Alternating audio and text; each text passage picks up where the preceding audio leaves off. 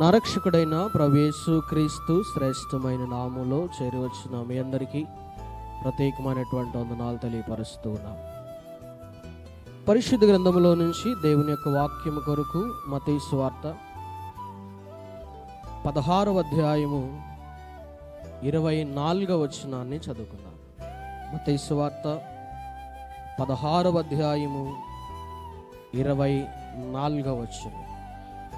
అప్పుడు యేసు తన శిష్యులను చూచి, ఎవడైనను నన్ను వెంబడింపగోరిన ఎడల తనను తాను ఉపేక్షించుకొని తన సిలువనెత్తుకొని నన్ను వెంబడింపవలెను. చదివినటువంటి వాక్య భాగమును గత దినములలో నుంచి మనం ధ్యానం చేస్తూ ఉన్నాం.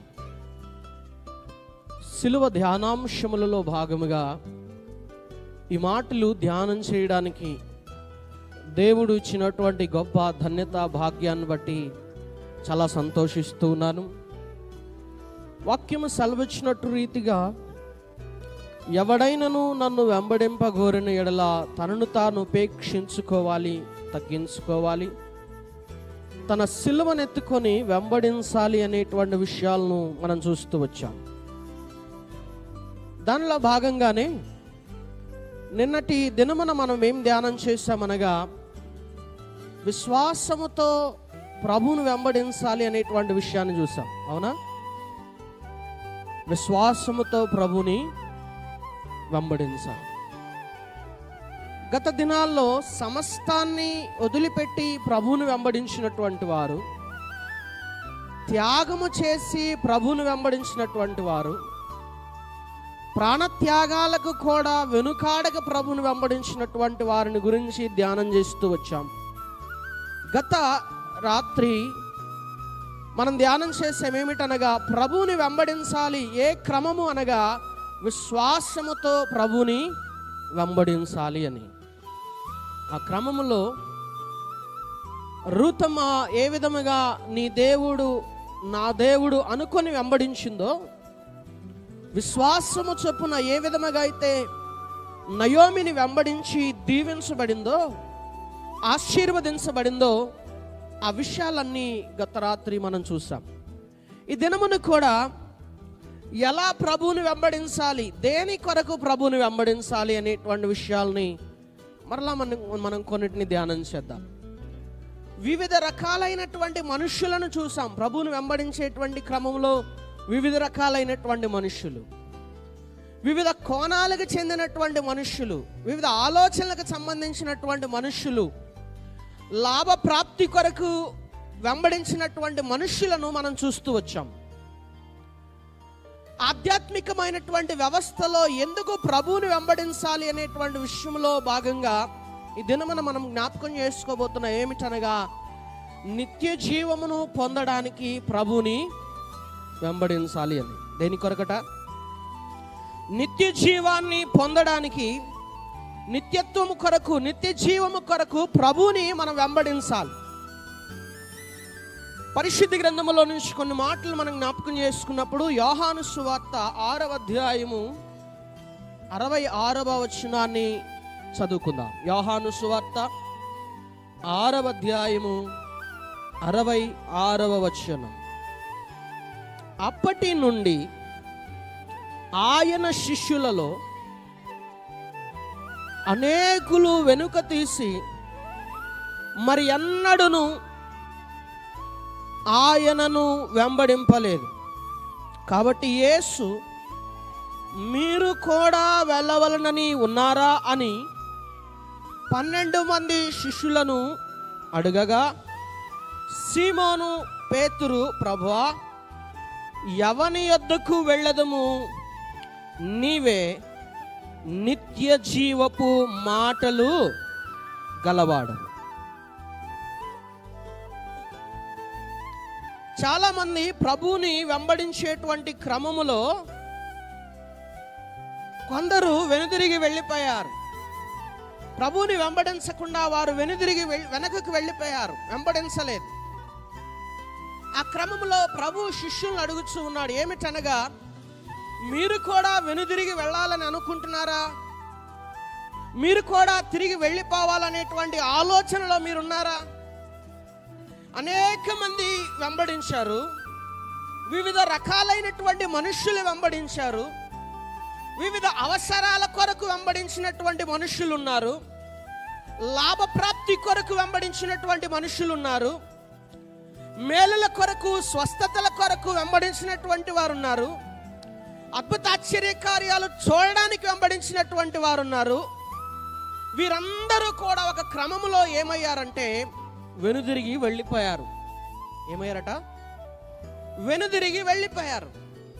ప్రభు శిష్యులు అడుగుతున్నారు, మీరు కూడా అలాంటి వారేనా? మీరు కూడా అదే ఆలోచనలో ఉన్నారా? మీరు కూడా వెనుదిరిగి వెళ్ళాలని అనుకుంటున్నారా? వారి మాదిరిగా మీరు వెంబడించారా? వారిలాగా మీరు ఆలోచించి వెంబడిస్తున్నారా? మీరు కూడా వెళ్ళాలనేటువంటి ఆలోచనలో ఉన్నారా అని ప్రభు వారిని అడిగినప్పుడు పేతురు గారు అంటారు, మేము ఎక్కడికి వెళ్ళగలం? ఎక్కడికని మేము వెళ్ళాలి? మేము వారిలా వెళ్ళాలని మేము అనుకోవట్లేదు. ఎందుకు వెళ్ళాలి అంటే నీవే నిత్య జీవపు మాటలు కలవాడు. నీవు నిత్య జీవపు మాటలు కలిగినటువంటి వాడు. మీరు మమ్మల్ని నిత్యత్వానికి చేర్చగలిగినటువంటి వారు. మీరు ఆది అంతమై ఉన్నటువంటి వారు.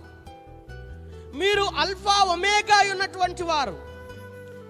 మిమ్మల్ని విశ్వసించినటువంటి వారు, మిమ్మల్ని నమ్మినటువంటి వారిని నిత్య జీవములో ఉంచదగినటువంటి గొప్ప దేవుడవు నీవు. కనుక నిన్ను విడిచి మేము వెళ్ళాలని అనుకోవట్లేదు. ఎందుకో తెలుసా? నీవు నిత్య జీవము మాటలు కలిగినటువంటి వాడవు. అంత మాత్రమే కాదు కానీ నిత్య జీవానికి మమ్మును వారసునిగా చేయగలిగినటువంటి వాడవి గనుక నిన్ను విడిచిపెట్టాలని మేము అనుకోవట్లేదు. పరిశుద్ధ గ్రంథములకు మాటను మనం చూద్దామా? యోహాను సువార్త 3వ అధ్యాయం 36వ వచనాన్ని చదువుదాం. యోహాను సువార్త 3వ అధ్యాయము 36వ వచనం. కుమారుని యందు విశ్వాసముంచువాడే నిత్య జీవము గలవాడు. కుమారునికి విధేయుడు కానివాడు జీవము చూడడు కాని దేవుని ఉగ్రత వాని మీద నిలిచి ఉండును. చాలు. ఇక్కడ కుమారుని యందు విశ్వాసం ఉంచువాడు ఎలా ఉంటాడనగా నిత్య జీవానికి వారసుడు అవుతాడు. ప్రభు యందు విశ్వాసం ఉంచువాడు, విశ్వాసము చొప్పున వెంబడించువాడు, విశ్వాసము చొప్పున ఆయనకు సమీపముగా ఉన్నవాడు ఎలాంటి వాడనగా నిత్య జీవమును కలిగినటువంటి వాడు. కుమారి యందు విశ్వాసం ఉంచనటువంటి వాడు, విధేయుడు కాని వాని పరిస్థితి ఏమిటనగా దేవుని యొక్క ఉగ్రత అనేటువంటిది వాని మీద నిలిచి ఉంటుందట. ఇలాంటి తప్పు మేము చెయ్యాలని అనుకోవట్లేదు అంటాడు పేతురు. నిన్ను విడచి నీకు అవిధేయుడిగా ఉండి నీ మార్గాలలో నుంచి తొలగి మా పిలుపును మేము మర్చిపోయి మా బాధ్యతను మర్చిపోయి ఏ క్రమములో అయితే మమ్మల్ని పిలిచావో దానిని విడిచిపెట్టి వెనుదిరిగి మేము దేవుని యొక్క ఉగ్రతలో ఉండాలని మేము అనుకోవట్లేదు. నిన్ను విశ్వసించినటువంటి వారు నిత్య జీవాన్ని స్వతంత్రులుగా చేసుకుంటారు, వారసులు అవుతూ ఉంటారు, నిత్య జీవము కలిగినటువంటి వారు కనుక నిన్ను విడిచిపెట్టాలనేటువంటి ఆలోచన లేదు అంటాడు పేతురు. 5వ అధ్యాయం యోహాను సువార్త 24వ వచనాన్ని చదువుదాం. యోహాను సువార్త 5వ అధ్యాయము 4వ వచనం. నా మాట విని నన్ను పంపిన వాని యందు విశ్వాసముంచువాడు నిత్య జీవము గలవాడు. వాడు తీర్పులోనికి రాక మరణములో నుండి జీవములోనికి దాటి ఉన్నాడని మీతో నిశ్చయముగా చెప్పుచున్నాను. ఆధ్యాత్మికమైనటువంటి జీవితంలో ఎందుకు శిష్యులు ప్రభువుని వెంబడించాలనుకుంటున్నారు? ఈ దినమున శిలువ ధ్యానాంశముల్లో భాగముగా ఎవడైనను తన ప్రభువుని వెంబడించాలి అంటే, తనను తాను ఎందుకు తగ్గించుకోవాలి, ఎందుకు తన సిలువనెత్తుకొని ప్రభువుని వెంబడించాలి అంటే ఆయనను వెంబడించేటువంటి క్రమం ఏమిటనగా నిత్య జీవమును పొందుటకు ప్రభుని వెంబడించాలి. ఎందుకనగా ఆయనను విశ్వాసం ఉంచువాడు నిత్య జీవము కలిగినటువంటి వాడు, ఆయన యందు అవిధేయుడైనటువంటి వాడు దేవుని యొక్క ఉగ్రతను పొందుకుంటూ ఉంటాడు. కాబట్టి నిన్ను నీవు తగ్గించుకొని ఆయన సిలువను ఎత్తుకొని ఎందుకు వెంబడించాలి అని అనుకుంటే ఆయన్ని వెంబడిస్తే నిత్య జీవమును స్వతంత్రించుకుంటాం. అనేక మంది ప్రభువుని వెంబడించి వెనుదిరిగారు, వారు వెనుకకు వెళ్ళిపోయారు. నేడున్నటువంటి దినాల్లో కూడా చాలా మంది ప్రభువుని వెంబడిస్తూ లోకాశలలో పడి వెనుదిరిగిపోతూ ఉన్నారు, లోకాశల్లో పడి వెనుకడుగు వేస్తూ ఉన్నారు. ప్రభువుని కాదనుకుంటున్నారు, విశ్వాస జీవితాన్ని కాదనుకుంటున్నారు, ప్రభు మార్గాన్ని విడిచిపెడుతున్నారు. లోకములో పడి మరలా పాత రోత జీవితంలో పడి వెనుదిరిగి వెళ్ళిపోతూ ఉన్నారు. దేవుని యొక్క వాక్యం సెలవిస్తూ ఉంది, అవిధేయుడైనటువంటి వాడు దేవుని యొక్క ఉగ్రతలో పాలు పంపులు పొందుతాడు, దేవుని యొక్క ఉగ్రతను చెవి చూస్తూ ఉంటాడు. నీ ఆధ్యాత్మికమైనటువంటి వ్యవస్థలో ప్రభు కొరకు వెంబడించాల్సినటువంటి వ్యక్తిగా ఉన్నావు తప్ప వెనుదిరిగి ఎన్నటికీ కూడా నువ్వు చూడకూడదు. పరిశుద్ధ గ్రంథములో వెనుదిరిగినటువంటి వారి యొక్క పరిస్థితిని మనం జ్ఞాపకం చేసుకోగలిగితే, లోతు యొక్క భార్య వెనుదిరిగి చూసిందట కదా. లోతు భార్య వెనుదిరిగి చూసింది. దేవుడు చెప్పాడు, వెనుదిరిగి చూడక నువ్వు ఆ ప్రాంతానికి వెళ్ళాలి, ఆ పర్వతానికి వెళ్ళాలి, ఆ పట్టణానికి వెళ్ళాలి, ఆ కొండ మీదకి వెళ్ళాలని లోతుతో తన కుటుంబముతో దేవుడు చెప్పాడు. వెనుదిరిగి చూచినటువంటి లోతు యొక్క భార్య ఉప్పు స్తంభమైనది అని జ్ఞాపకం చేయబడుతుంది. ఆధ్యాత్మికమైనటువంటి వ్యవస్థలో దేవుని కొరకు పిలువబడినటువంటి సంసోను తన జీవితంలో దేవుని కొరకైతే ముందుకు సాగాలో, దేని నిమిత్తమైతే ముందుకు వెళ్ళాలో, దేని నామమైతే మహిమపరచబడాలో, ఆయన ద్వారా ఏ గొప్ప కార్యాలైతే జరగాలో దానిని చేయటలో సంసోను వెనుదిరిగాడు. కారణము, లోకాశలలో పడి సంసోను తన ప్రయాణాన్ని ముందుకు కాక వెనుదిరిగాడు. దేవుని యొక్క ఉగ్రత అనగా మరణాన్ని కొని తెచ్చుకున్నాడు. కండ్లు పెరికివేయబడ్డాయి.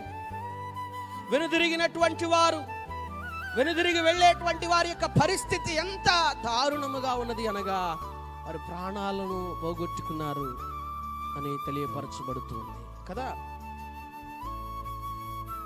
మరి యొక్క వ్యక్తులను మనం జ్ఞాపకం చేసుకోగలిగితే, భక్తి జీవితంలో వెనుదిరిగినటువంటి సొలొమోను యొక్క పరిస్థితి ఏమిటనగా పదవీ భ్రష్టుడైపోయాడు. ఏమిటట? పదవీ భ్రష్టుడైపోయాడు. వెనుదిరిగినటువంటి సొలొమోను జీవితంలో, ఆధ్యాత్మికమైనటువంటి జీవితంలో వెనుదిరిగి వెళ్ళగా సొలొమోను పదవీ భ్రష్టుడైపోయాడు. గెహాజీ వెనుదిరిగి పరిగెత్తుతూ ఉన్నాడు. ధనాపేక్ష కలిగినటువంటి వాడై, ధనాపేక్షతో గెహాజీ పరిగెత్తుచూ ఉండగా అవసరము లేనటువంటి దాని కొరకు, విలువ లేనటువంటి దాని కొరకు తన యొక్క జీవిత విలువను మరచి, తన పిలుపును మరచి, తన ఆధ్యాత్మికమైనటువంటి స్థితిని మరచి, విశ్వాస జీవితాన్ని మరచి గెహాజీ వెనుదిరిగి పరిగెత్తుచూ ఉన్నాడు. ఫలితము కుష్టి రోగం. నయమానుకు కలిగినటువంటి కుష్టి రోగము గెహాజీ సంపాదించుకున్నాడు. ఆధ్యాత్మికమైనటువంటి వ్యవస్థలో ఈరోజు ప్రియ దేవుని సంగమ, సిలువ విలువైనటువంటిది. అది నిన్ను నిత్య జీవానికి వారసునిగా చేస్తుంది. నిన్ను ఆధ్యాత్మికమైనటువంటి స్థితిలో ఆయనతో సహవాసము చేయాలని, నీవు ఆయనతో ఉండాలని తన ప్రాణమును నీ కొరకు అర్పించి ఉండగా, నువ్వు ముందుకే వెళ్ళాలని, నువ్వు ముందుకే ప్రయాణించాలని, ఆధ్యాత్మికమైనటువంటి జీవితంలో నీవు ఆయనను వెంబడించాలని వాక్యము నిన్ను కోరుచూ ఉండగా నువ్వు మాత్రము వెనుదిరిగి చూసేటువంటి ప్రయత్నం, వెనుదిరిగి ప్రయాణం అనేటువంటిది నీ జీవితానికి తీవ్రమైనటువంటి నష్టాన్ని కలుగజేస్తుంది. అనన్య సప్పీరా అనబడినటువంటి వారు ఇచ్చుటలో ఏమయ్యారు? వెనుదిరిగారు.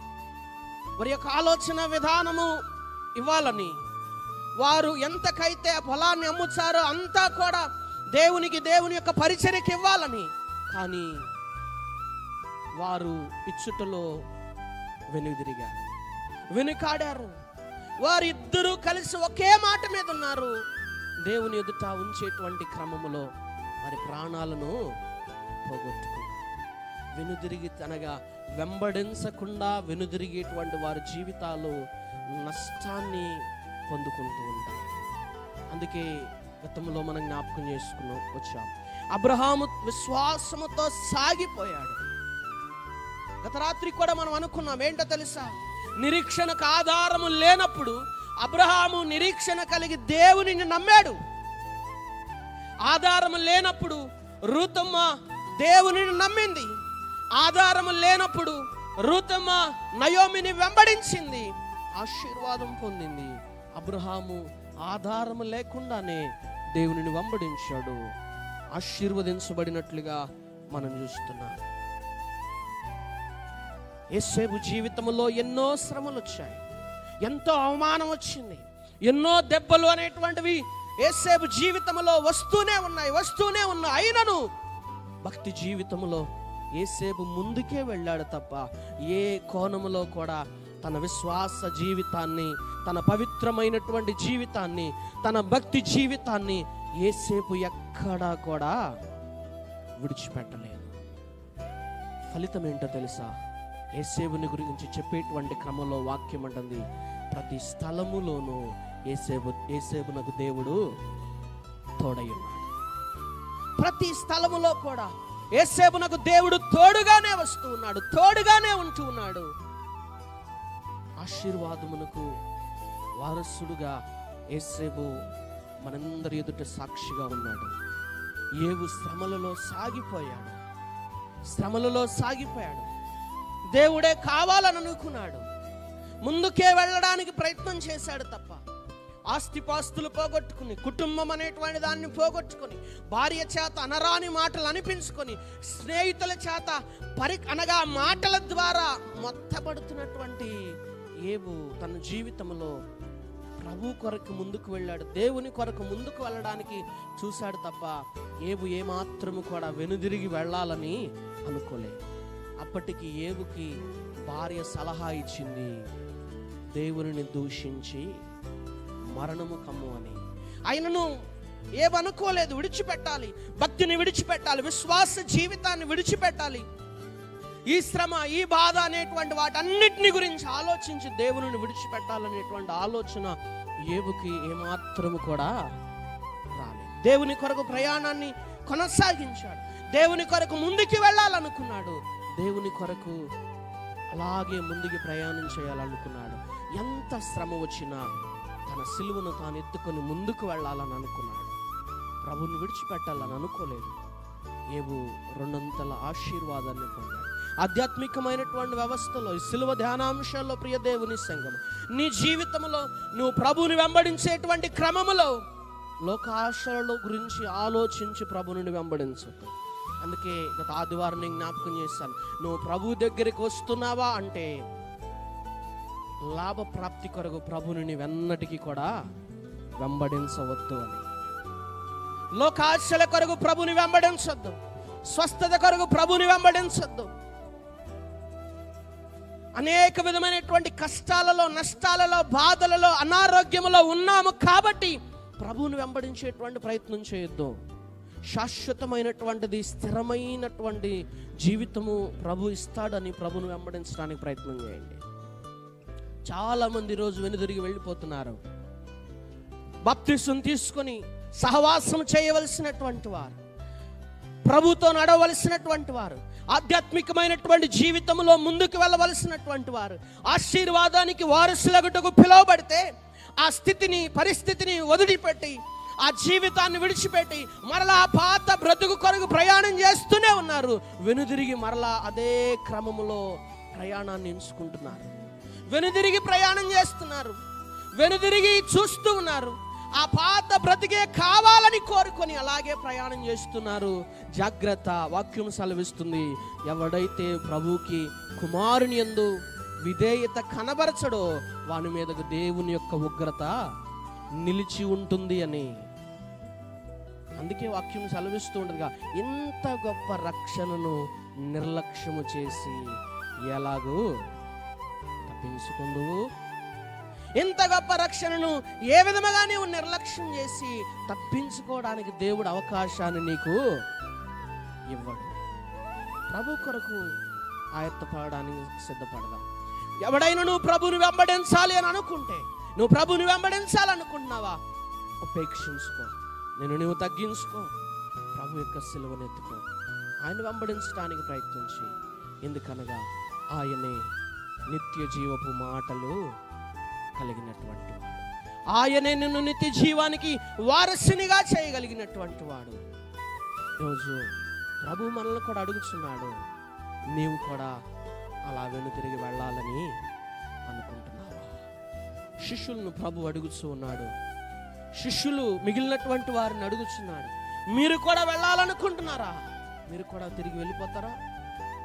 మీరు కూడా ఆత్మీయమైనటువంటి స్థితిని విడిచి వెళ్ళిపోతారా? మీ భక్తిని విడిచి వెళ్ళిపోతారా? మీ విశ్వాసాన్ని విడిచి వెళ్ళిపోతారా?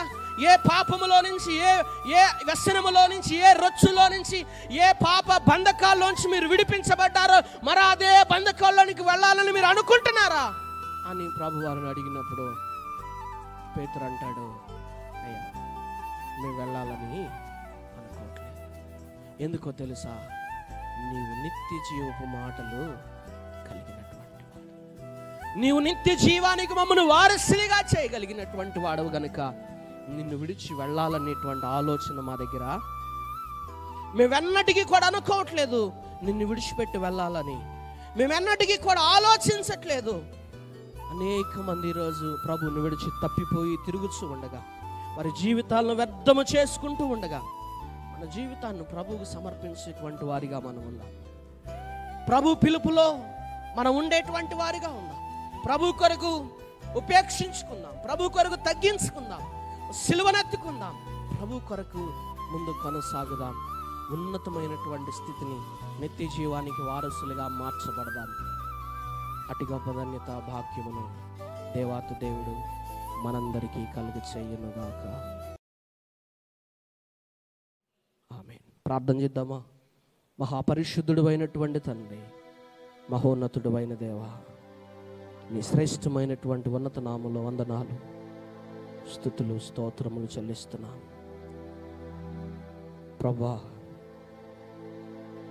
శిష్యులు ప్రభుని వెంబడించాలనుకుంటున్నారు. అయితే వారి సాక్ష్యం, నీవు నిత్య జీవపు మాటలు కలిగినటువంటి వాడవయ్యా.